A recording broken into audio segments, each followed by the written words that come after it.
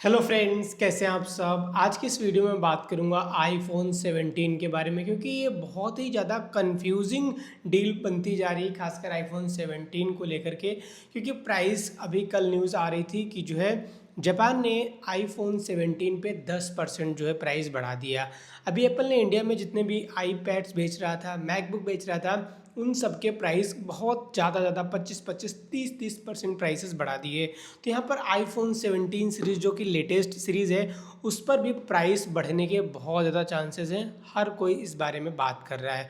तो जो कस्टमर है जो इन फ़ोन्स को लेने वाला है, वो बहुत ज़्यादा कंफ्यूज है कि करें क्या करें। देखिए, हर कोई जो थोड़ा सा भी जागरूक है आईफोन्स परचेज जो करता है, उसको थोड़ा सा भी आइडिया होगा कि बिग बिलियन डेज नाम की फ्लिपकार्ट पे हर साल सेल आती है, जिसमें आईफोन्स बहुत सस्ते मिलते हैं। जैसे आईफोन 16 देख सकते हैं आप लोग, ये लास्ट ईयर की सेल में 48,000 का बिक रहा था। मैंने खुद जो है बिना कोई कार्ड वार्ड का इस्तेमाल किए 52,000 में ख़रीद लिया था। तो कार्ड वार्ड कूपन ऊपर लगा के अंडर 50 के फ़ोन ऑलरेडी बिक चुका है। बट करेंट टाइम में इस फ़ोन की प्राइस 60,000 के आसपास रहती है, 60 प्लस ही रहती है हमेशा।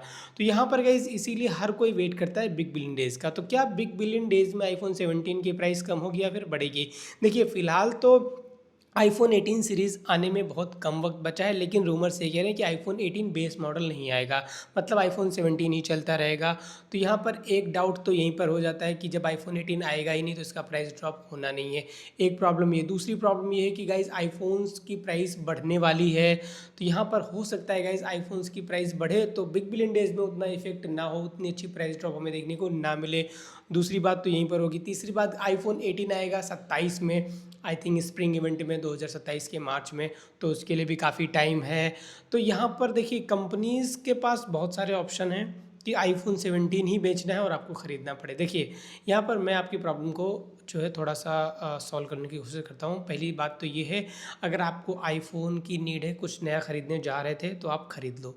आपको टेंशन नहीं रहेगी। हो सकता है कल को प्राइस बढ़ भी जाए, क्योंकि आईफोन 18 मार्च में आएगा, तो अभी काफ़ी टाइम है, हो सकता है इसकी प्राइस बढ़ जाए। जब देखिए अदर कंट्रीज़ में बढ़ रहा है, वहाँ पे डिमांड ज़्यादा है, इंडिया में भी डिमांड इसकी काफ़ी ज़्यादा रहती है। हमारे पास ऑप्शंस बहुत ज़्यादा आ गए हैं, लेकिन आईफोन 17 अपने आप में बहुत ज़्यादा डिमांडिंग प्रोडक्ट है आज की डेट में भी। अगर आपको आईफोन 17 लेना है तो आप ले लो, अगर आपका बजट अलाउ कर रहा है तो। आप वेट मत करो बिग बिलियन डेज़ का, हो सकता है उस टाइम पे प्राइस बढ़ जाए, तो डिस्काउंट करते करते भी कुछ खास डिस्काउंट इस पर मिले ना। क्योंकि अभी लास्ट हमने सेल में देखा, फ्लिपकार्ट की जो सेल आई थी, रिपब्लिक डे सेल या फिर अभी एक और सासा ले ले सेल आई थी, उसमें भी कुछ खास डिस्काउंट इस फ़ोन पे मिला नहीं हमें। इन सब चीज़ों को देखते हुए ही मैं कह रहा हूँ कि आपको फ़ोन लेना है तो आप आँख बंद करके ले लो। अगर कल को प्राइस बढ़ता भी है तो आपको गिल्ट नहीं होगा। दूसरी बात ये है गाइस, आईफोन 18 सीरीज़ मार्च में आएगा, तो आईफोन 17 18 में कुछ खास डिफरेंस नहीं होगा। रूमर्स ये कह रहे हैं कि उसमें सिर्फ और सिर्फ 1 GB की रैम होगी, एक्स्ट्रा होगी। मतलब अभी 8 GB की रैम मिलती है, उसमें 9 GB की रैम देखने को मिलेगी। अब मैं आपको क्लियर बता देता हूँ, ये चीज़ बहुत ज़्यादा हद तक सही भी हो सकती है, क्योंकि गाइस एप्पल जो आईफोन्स के बेस मॉडल्स होते हैं उनमें बहुत ज़्यादा चेंजेस हर साल करता नहीं है। आप देखिए आईफोन 13, 14 और 15 में, तीनों में बहुत ज़्यादा डिफरेंस नहीं है। 15 का डायनेमिक आइलैंड अगर हटा दें तो कुछ फ़र्क यहाँ पर आपको देखने को नहीं मिलेगा।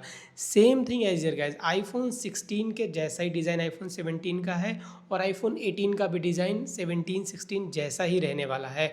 तो गाइज़ कुछ खास डिफरेंस होने वाला है नहीं। तो मेरी राय ये है कि आपको आईफोन लेना है, आप चुपचाप खरीद लो उसको, मेरी राय यही है। बाकी आईफोन 18 प्रो लाइनअप आएगा, और 17 में प्राइस ड्रॉप मुझे नहीं लगता अभी बहुत जल्दी देखने को मिलने वाला है। बिग बिलियन डेज़ में अगर मैं बताऊं, जिस हिसाब से अभी चल रही हैं चीज़ें, बहुत ज़्यादा भी डिस्काउंट होगा तो ये अराउंड आपको जो है 60 प्लस में ही देखने को मिलेगा। इस बार 65-70,000 के आसपास देखने को मिलेगा। इतना तो मैं कह सकता हूँ, इतना डिस्काउंट आ सकता है अगर इस पे डिस्काउंट आया, प्राइस नहीं बढ़ा तो। अगर प्राइस बढ़ गया तो अभी जिस प्राइस पे मिल रहा है इसी प्राइस पे आपको मिलेगा। ये चीज़ ध्यान के रखिएगा, और कभी भी प्राइस ड्रॉप का मैसेज आ सकता है आप लोगों को, कभी भी ये न्यूज़ आ सकती है। बाकी आईफोन 16 यूज़र्स जितने भी हो, मैं आपसे हाथ जोड़कर रिक्वेस्ट कर रहा हूँ, पैसा मत बर्बाद करना। आपको अपग्रेड करने की बिल्कुल भी ज़रूरत नहीं है। आपको एप्पल इंटेलिजेंस के सारे फीचर्स मिल ही जाएंगे जो आईफोन 17 में मिलेंगे, वो इसमें मिलेंगे। बस आपको प्रोमोशन डिस्प्ले की वजह से और सेंटर स्टेज कैमरा की वजह से अपग्रेड कर रहे हो, तो फालतू पैसा है। मैं कह रहा हूँ फालतू पैसा आप खर्च कर रहे हो इस चीज़ पे। आपको बिल्कुल भी आईफोन 16 से 17 पे अपग्रेड करने का कोई मतलब है नहीं। बाकी आईफोन 17 के बारे में मैं यही कहना चाहूँगा गाइस, अगर आपको फ़ोन लेना है तो आप अभी ख़रीद लो, और वेट मत करो सेल वेल का, और कहीं कल को प्राइस जो है हाइक हो गया तो आपको और प्रॉब्लम हो जाएगी, क्योंकि 10% बढ़ रहा है जापान में। और इंडिया में आपको पता होगा कि अभी ये जो मेरा मैकबुक है उस पर 30,000 रुपये बढ़ गए, तो हो सकता है आईफोन्स भी 15-20 हज़ार बढ़ा दे। अगर 10% भी बढ़ाता है तो यहाँ पर आप मान के चलिए 8,200 कुछ 8300 रुपये आप मान के चलिए बढ़ जाएंगे। तो और डिस्काउंट कहाँ से आप ढूंढोगे, जब फ़ोन ही 90,000 प्लस में चला जाएगा तो कितने डिस्काउंट मिल जाएगा। तो ये चीज़ मैं कहना चाह रहा हूँ, आईफोन 17 लेना है तो अभी भी कहीं से भी ले लो, आपको ठीक ही रहेगा मेरे हिसाब से। और आईफोन 17 अगर आप अभी लोगे तो 6-7 साल चलाओगे भी। सो ज़्यादा टेंशन मत लो, मेरे हिसाब से आप उसको ख़रीद लो, जैसा होगा बाद में देखी जाएगी। आई होप आपको थोड़ी सी इन्फॉर्मेशन मैं दे पाया हूँ और आपकी थोड़ी सी हेल्प कर पाया हूँ। अगर वीडियो पसंद आए हो तो प्लीज़ वीडियो को लाइक कर देना। मैं मिलूँगा आप लोगों से नेक्स्ट वीडियो में, तब तक के लिए गुड बाय।